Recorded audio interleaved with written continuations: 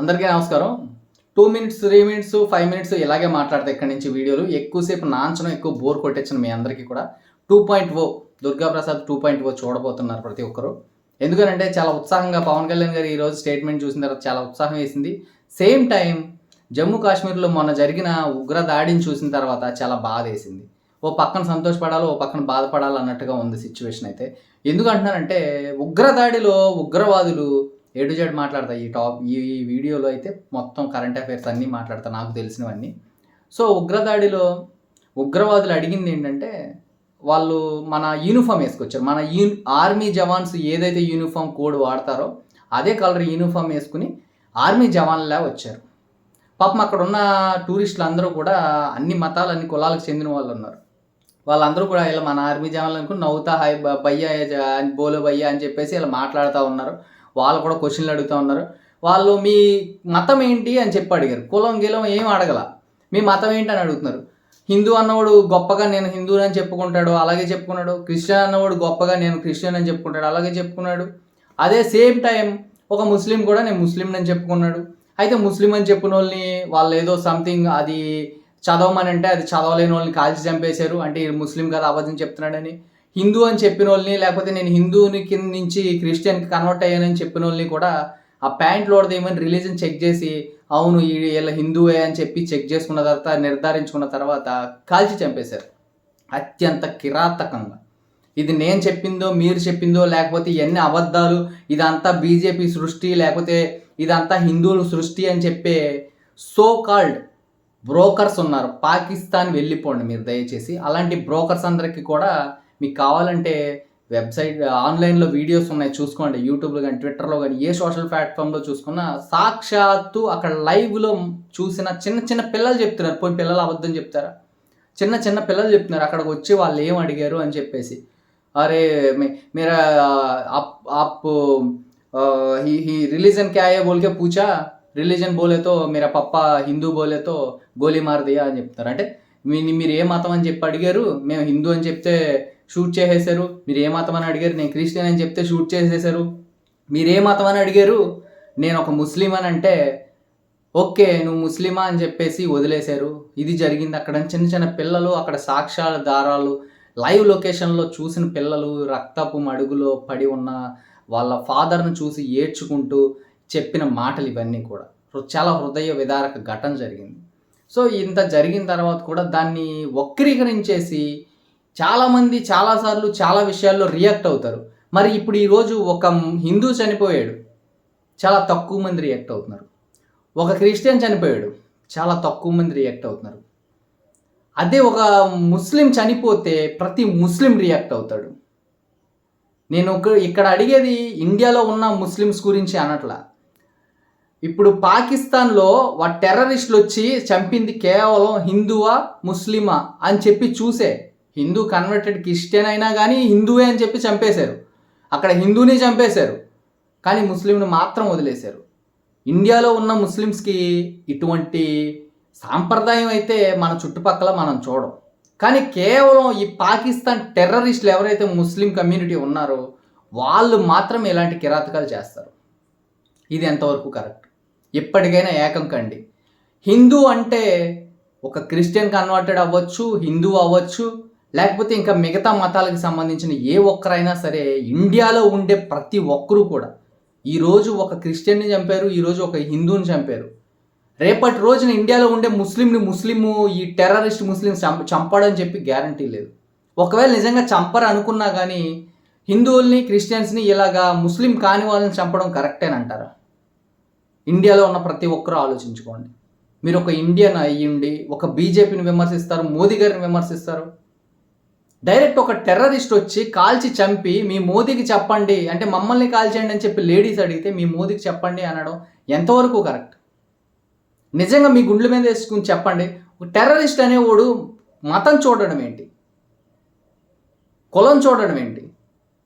ఒక టెర్రరిస్ట్ అనేవాడు మతాలు చూస్తాడా? టెర్రరిస్ట్ అంటే ఏంటి?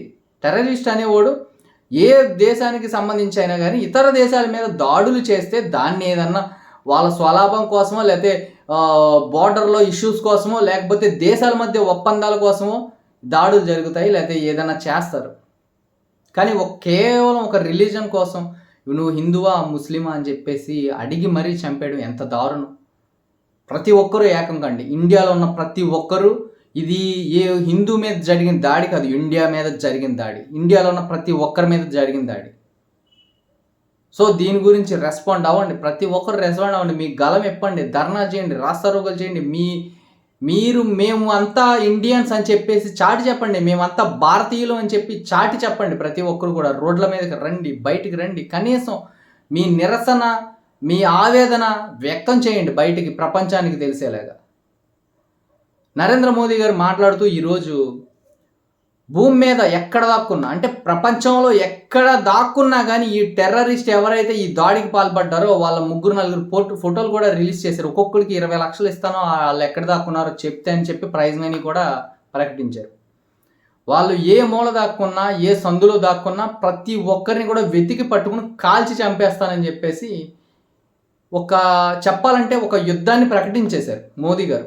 ఇండైరెక్ట్గా ఒక యుద్ధం అయితే ప్రకటించారు. వారు నడుస్తుంది.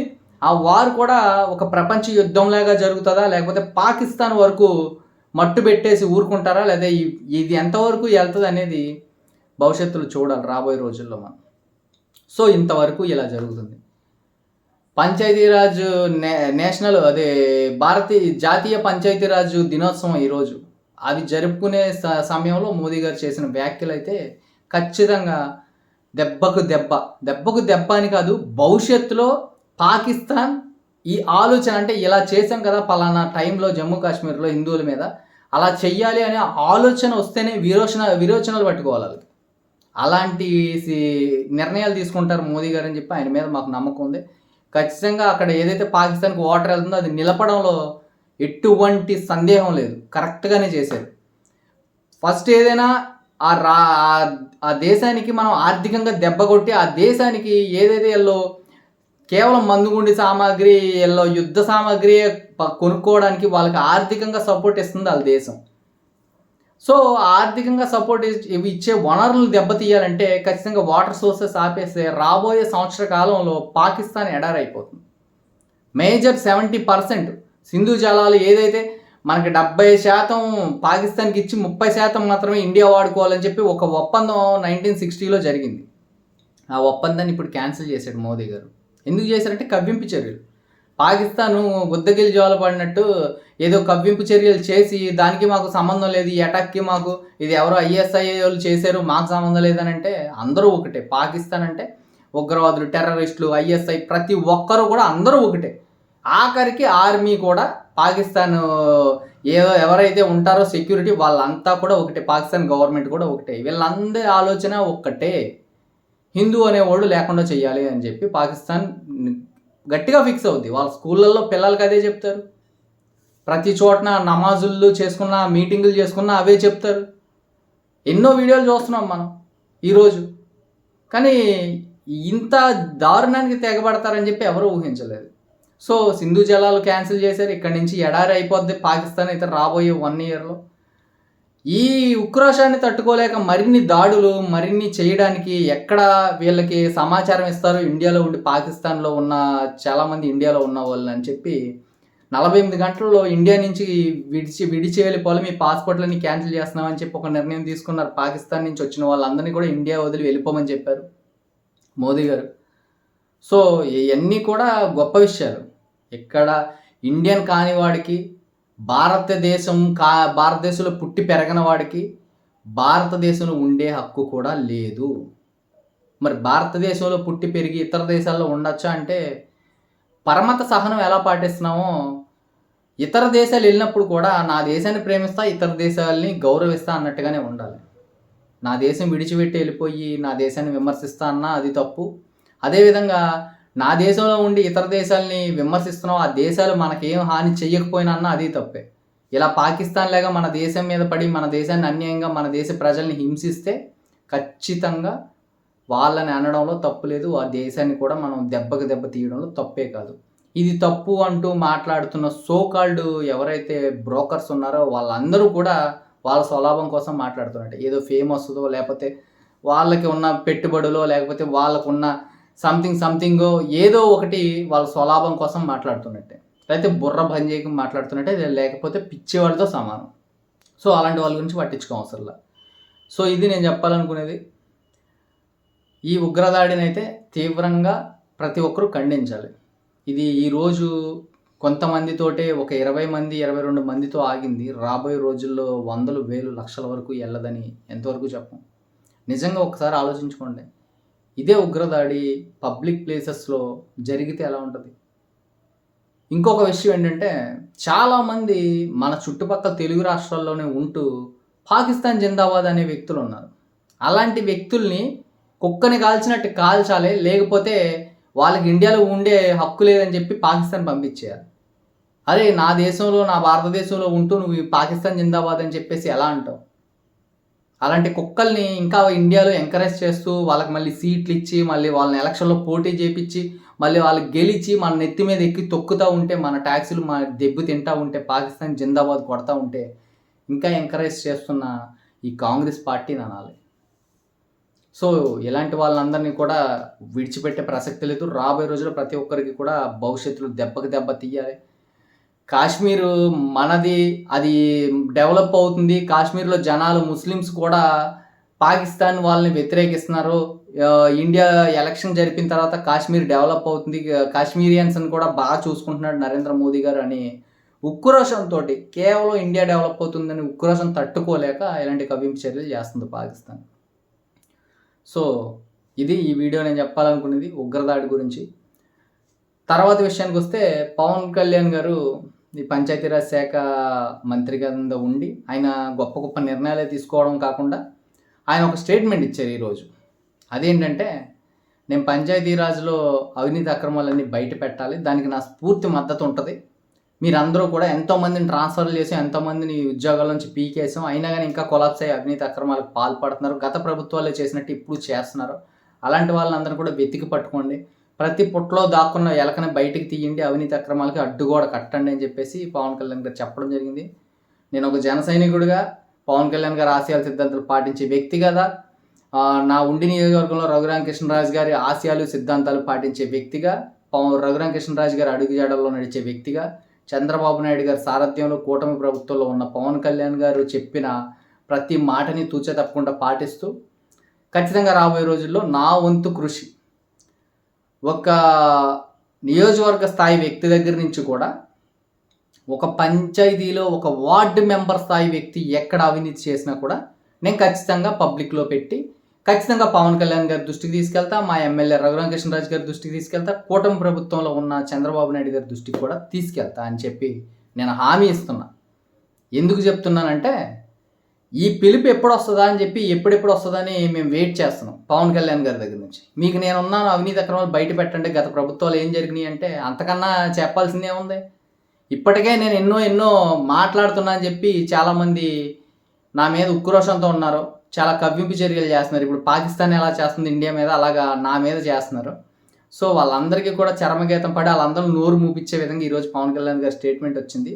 ఖచ్చితంగా రాబోయే రోజుల్లో పవన్ కళ్యాణ్ గారిని, రఘురామకృష్ణరాజు గారిని, చంద్రబాబు నాయుడు గారిని ఆదర్శంగా తీసుకుని నేను అవినీతి అక్రమాలన్నీ బయట పెట్టడానికి, ప్రజలకు మంచి చేయడానికి, ఈ పందికొక్కులాగా తిన్న గత ప్రభుత్వంలో తిన్న ప్రతి ఒక్కరిని రూపాయి కక్కించి మళ్ళీ ప్రజలకే ఖర్చు పెట్టేలాగా చేయడానికి నా వంతు కృషి నేను చేస్తాను. దానికైతే ఎటువంటి సందేహం లేదు. సో ఇకపోతే నెక్స్ట్, పవన్ కళ్యాణ్ గారు ఈరోజు ఎవరైతే ఉగ్రదాడిలో చనిపోయారో వాళ్ళని పరామర్శించడానికి వెళ్ళారు. చంద్రబాబు నాయుడు గారు వైజాగ్ వెళ్ళారు. విశాఖపట్నంలో చనిపోయిన వ్యక్తికి చంద్రమౌళి అనుకుంటా, ఆయన్ని పరామర్శించారు, ఆయన భౌతికాయాన్ని. అదేవిధంగా పవన్ కళ్యాణ్ గారు 2 దగ్గరికి వెళ్ళారు, ఇప్పుడు పరామర్శించారు. సో ఇలాగా కూటమి ప్రభుత్వం ఎప్పుడు ప్రజల వద్దకే ప్రజలే అనుకుంటా ప్రజలు బాగుండాలని చెప్పేసి ఆహర్నిశలో ప్రయత్నిస్తుంది. అదేవిధంగా ఫెన్షన్ ఎప్పుడెప్పుడా అని చెప్పి అనుకుంటున్న ఫెన్షన్లు అంటే పూర్తి స్థాయిలో రాకపోయినా దాదాపు ఒక 90,000 మందికి వితంతు ఫెన్షన్, అంటే భర్త చనిపోయిన వాళ్ళు ఎవరైతే 60 సంవత్సరాలు నిండిన వాళ్ళు ఉంటారో వాళ్ళందరికీ కూడా ఫెన్షన్లు అప్లై చేసుకోవచ్చని మే 1 తారీఖు నుంచి ఈరోజు ఆమోదం తెలపడం జరిగింది క్యాబినెట్. సో ఇవన్నీ కూడా మంచి పరిణామాలు. రాబోయే రోజుల్లో మరిన్ని పథకాలు అమల్లోకి వచ్చి ప్రజలందరూ సుఖ సంతోషాలతో ఉండాలని కోరుకుంటూ జై హింద్.